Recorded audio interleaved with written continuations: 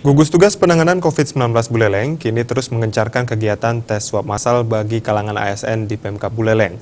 Lebih dari 800 sampel diambil oleh petugas menuju harapan terwujudnya kawasan zona hijau.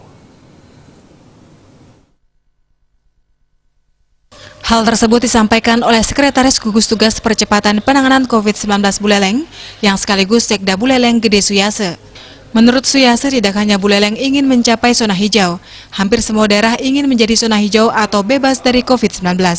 Oleh karena itu, pencegahan lebih dini lebih diintensifkan lagi supaya penyebaran COVID bisa lebih terisolasi.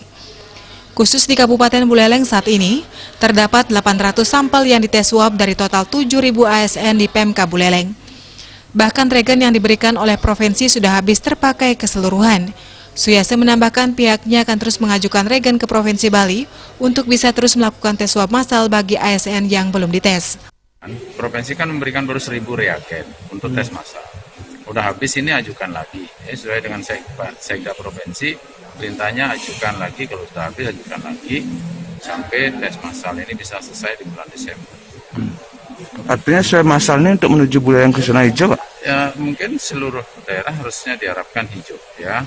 Kita dipesankan ini supaya bisa menekan ya, pencegahan jauh lebih bagus ya, dengan mengetahui lebih dini maka proses penyebarannya jadi lebih bisa diisolir, lebih bisa dideteksi awal sehingga bisa diisolir dan melakukan langkah-langkah yang lebih nyata terhadap pencegahan penularan. Siap. Suyase juga mengakui jika beberapa hari belakangan ini kasus terkonfirmasi positif COVID-19 kian melandai. Itu artinya swab massal dirasa lebih efektif untuk pencegahan dini.